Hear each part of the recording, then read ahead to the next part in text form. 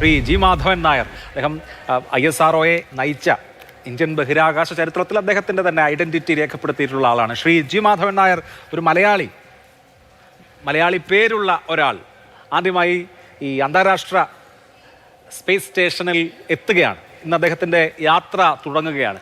എത്രമേൽ പ്രാധാന്യമുണ്ട് നമ്മളെ സംബന്ധിച്ച് അതിന്?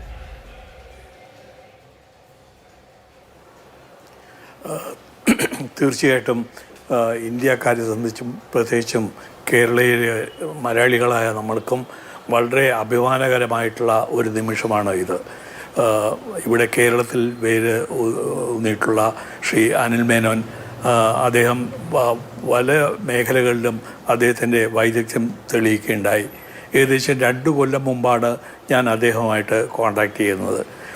അദ്ദേഹം അന്ന് അദ്ദേഹത്തിൻ്റെ ഒറ്റപ്പാലത്തുള്ള തറവാട് വീടും അതിനു ചുറ്റുമുള്ള ആൾക്കാരെയും പറ്റിയൊക്കെയുള്ള അന്വേഷിക്കാനാണ് എന്നെ ചുമതലപ്പെടുത്തിയിരുന്നത്.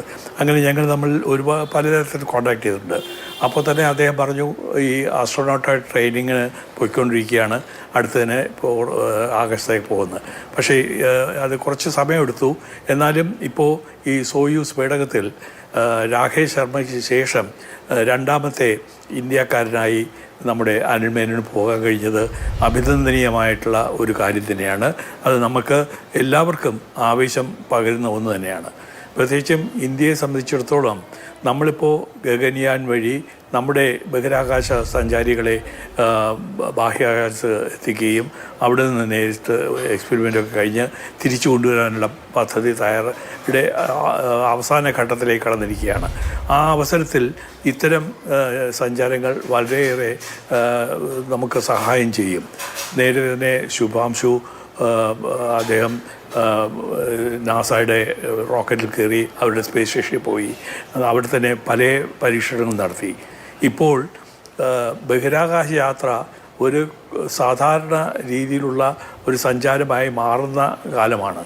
ഈ കാലഘട്ടത്ത് മനുഷ്യ ശരീരത്തെപ്പറ്റി അതിൽ ബഹിരാകാശത്ത് എങ്ങനത്തൊക്കെ മാറ്റം വരുന്നു, അതിനെ എങ്ങനെയൊക്കെ പ്രതിരോധിക്കാം എന്നതിനെ പറ്റിയുള്ള വിവരങ്ങൾ ഒരുപാട് ശേഖരിക്കാനുണ്ട്.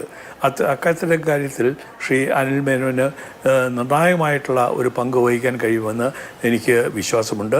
അദ്ദേഹത്തിന് എല്ലാ മംഗളങ്ങളും നേരുന്നു.